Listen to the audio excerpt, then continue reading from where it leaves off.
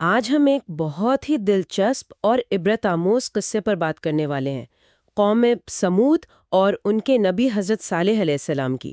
جی، یہ وہ قوم ہے جس کا ذکر تاریخ اور خاص طور پر قرآن پاک میں بڑی تفصیل سے ملتا ہے۔ اور ہمارے پاس جو مواد ہے وہ اس قوم کے عروج، ان کی حیران کن مہارتیں، پھر پیغمبر کی دعوت، ایک بڑا معجزہ، اور پھر انکار کے بعد جو انجام ہوا، اس سب کو بیان کرتا ہے۔ بالکل۔ سب سے زیادہ جو چیز متاثر کرتی ہے وہ ان کی پہاڑوں کو تراش کر گھر بنانے والی صلاحیت ہے نا؟ یقیناً قوم سمود اصل میں قوم عاد کے بعد آئی۔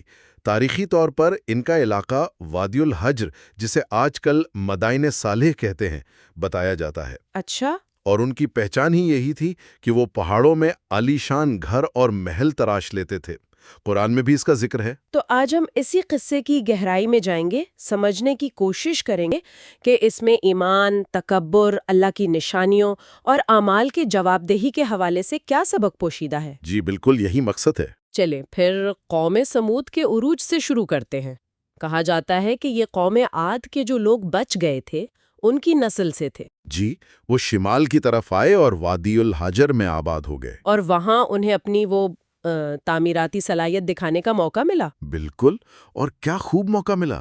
قرآن میں بھی اللہ تعالیٰ یاد دلاتے ہیں کہ تمہیں عاد کے بعد زمین پر جگہ دی، تم میدانوں میں محل بناتے ہو، پہاڑوں کو تراش کر گھر بناتے ہو، تو اللہ کی نعمتیں یاد کرو، زمین میں فساد نہ پھیلاؤ۔ ان کے کام میں نفاست کیسی تھی؟ مطلب کس معیار کا کام تھا؟ اچھا، روایات میں تو یہاں تک آتا ہے کہ وہ پتھروں کو ایسے تراشتے تھے جیسے موم کو نرم کیا جا رہا ہو، یعنی اتنی مہارت تھی۔ اوفو، کمال ہے۔ ان کے گھر صرف رہنے کی جگہ نہیں تھی، وہ تو فن تعمیر کے شاہکار تھے، بڑے بڑے خوبصورت نقش و نگار والے اور پہاڑوں کے اندر محفوظ۔ اور خوشحالی بھی بہت تھی ان کے پاس۔ جی ہاں، زمینیں زرخیز تھیں، پانی تھا، طاقت تھی، بازاروں میں رونق تھی۔ مجموعی طور پر ایک بہت ہی پر اعتماد اور خوشحال قوم تھی۔ تو کیا یہی چیز، یہ ساری کامیابیاں ان کے اندر ایک تکبر لے آئے؟ بالکل بالکل، یہی اس قصے کا اہم نقطہ ہے۔ ذرائع بتاتے ہیں کہ وہ اپنی کامیابیوں کو، اپنی طاقت کو، خاص طور پر اس تعمیراتی ہنر کو بس اپنی ہی قابلیت سمجھنے لگے۔ یعنی یہ سوچ کے یہ سب ہم نے کیا ہے۔ جی، ہم سے بڑھ کر کون ہے؟ وہ یہ بھول گئے کہ یہ ہنر، یہ وسائل، یہ سب دینے والا کون ہے۔ شکر گزاری کی جگہ تکبر نے لے لی، اور یہیں سے آپ سمجھیں خرابی شروع ہوئی۔ اچھا، اور اسی معاشرے میں پھر حضرت صالح علیہ السلام کی پیدائش ہوئی؟ وہیں کے تھے وہ؟ جی، وہ اسی قوم کے ایک معزز گھرانے سے تھے۔ روایات کے مطابق آپ کے والد کا نام عبید بن ماسے تھا، اور نبوت ملنے سے پہلے بھی وہ اپنی سمجھداری، ایمانداری اور اچھی سوچ کی وجہ سے قوم میں جانے جاتے تھے۔ اچھا، یعنی لوگ انہیں پہلے سے جانتے تھے اور عزت کرتے تھے۔ جی ہاں، بالکل، ان کی رائے کا وزن تھا، لوگ ان سے اچھائی کی امید رکھتے تھے۔ تو پھر مسئلہ کب شروع ہوا؟ تبدیلی کیوں آئی؟ تبدیلی تب آئی جب اللہ نے انہیں نبوت دی اور انہوں نے اپنی قوم کو اصل پیغام دیا، یعنی ایک اللہ کی عبادت کرو، یہ بت پرستی چھوڑ دو اور اللہ کی نعمتوں کو یاد کرو۔ اور یہ بات قوم کے خاص طور پر بڑے لوگوں کو پسند نہیں آئی؟ نہیں آئی، خاص طور پر سرداروں اور جو امیر لوگ تھے انہیں یہ بات بری لگی۔ کیا یہ صرف مذہبی اختلاف تھا یا کچھ اور بھی تھا؟ دیکھیں، یہ صرف مذہب کی بات نہیں تھی۔ سرداروں کو لگا کہ اگر لوگ صالح کی بات ماننے لگے تو ان کا اپنا اثر و رسوخ، ان کی چودراہٹ وہ کم ہو جائے گی۔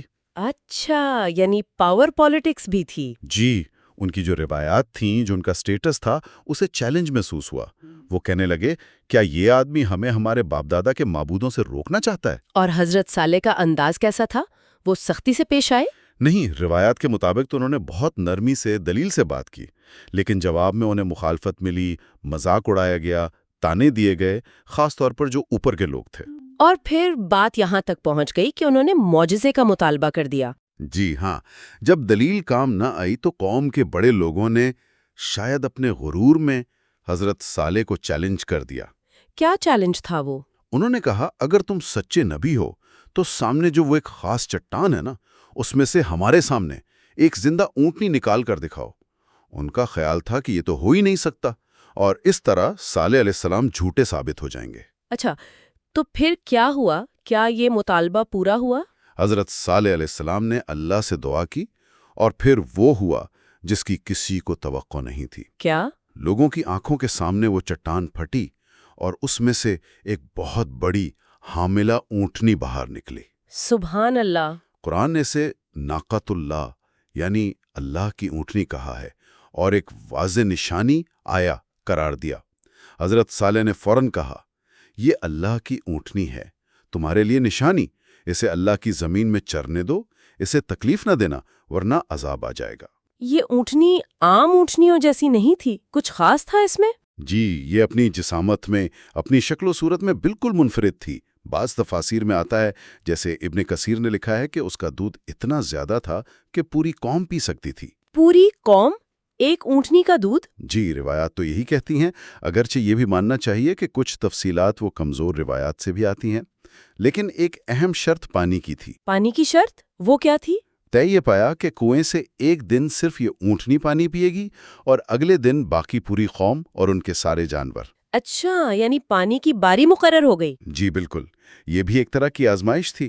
کچھ روایات میں اونٹنی کے ساتھ ایک بچہ نکلنے کا بھی ذکر ملتا ہے، لیکن زیادہ تر علماء اسے زیادہ مستند نہیں مانتے۔ تو اس معجزے کا اثر کیا ہوا قوم پر؟ لوگ ایمان لے آئے ہوں گے؟ دیکھیں، یہ اونٹنی صرف ایک جانور نہیں تھی نا، یہ ان کے اپنے مطالبے پر آئی ہوئی اللہ کی نشانی تھی۔ جی۔ تو یقیناً کچھ عام لوگوں کے دلوں میں تو حضرت صالح کی سچائی کا یقین بڑھا، ان کی عزت بڑھی۔ جی۔ لیکن جو سردار پہلے سے ہی حسد میں تھے، تکبر میں تھے، ان کے لیے یہ مسئلہ بن گئے؟ جی، ان کے لیے یہ اونٹنی ایک مستقل کانٹا بن گئی۔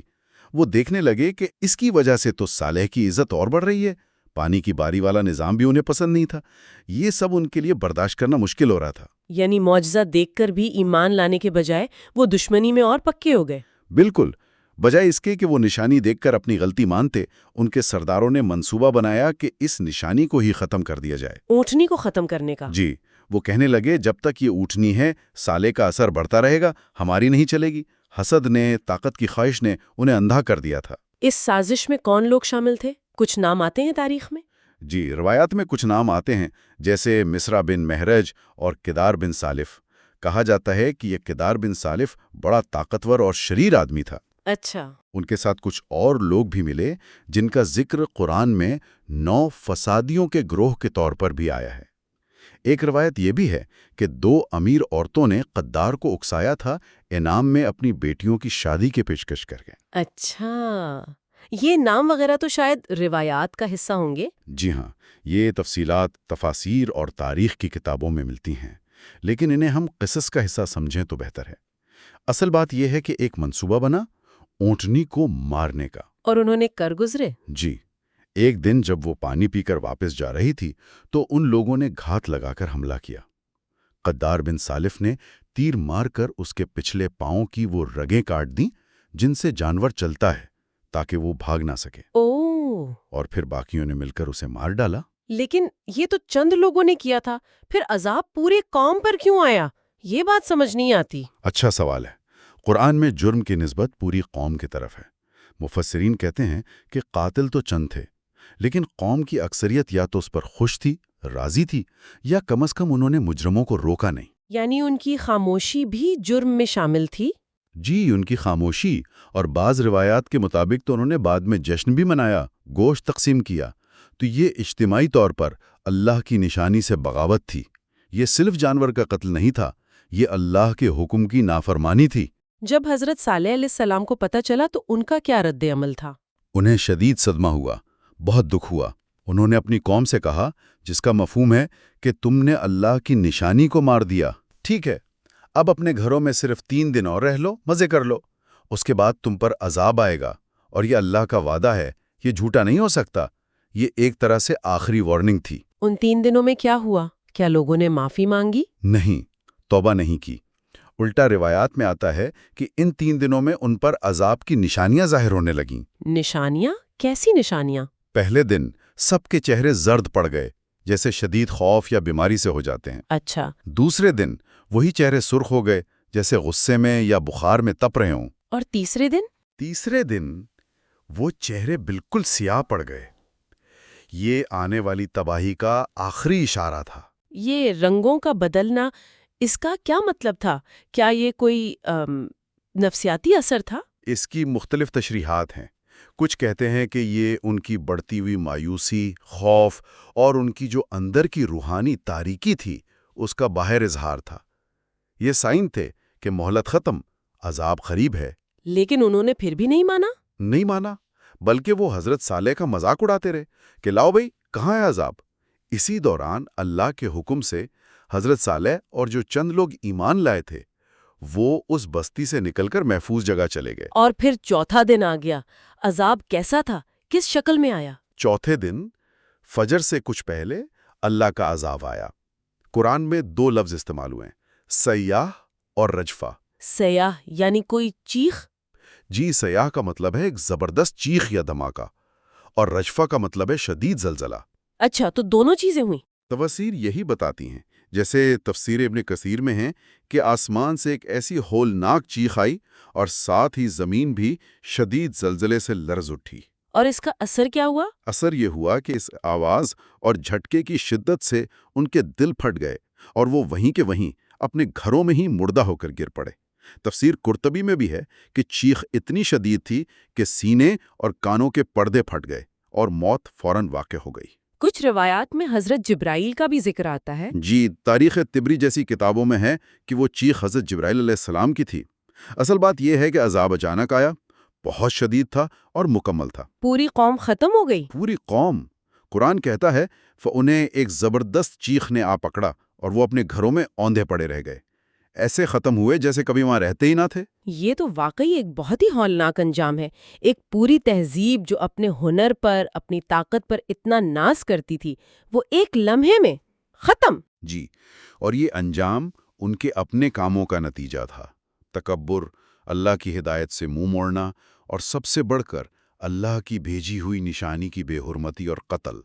جب بعد میں حضرت صالح وہاں سے گزرے ہوں گے تو کیا محسوس کیا ہوگا انہوں نے؟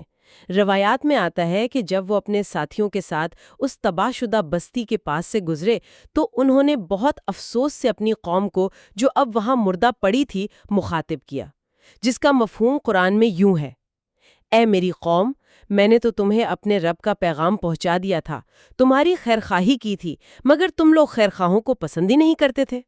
یہ کھنڈرات آج بھی موجود ہے مدائن صالح میں، ایک خاموش یاد دہانی کے طور پر۔ جی بالکل۔ تو اس پورے قصے سے، اس خوشحالی سے تکبر، پھر انکار اور تباہی تک کے سفر سے سب سے اہم سبق کیا ملتا ہے آج کے دور کے لیے؟ دیکھیں، اس میں غور کرنے کے لیے بہت کچھ ہے۔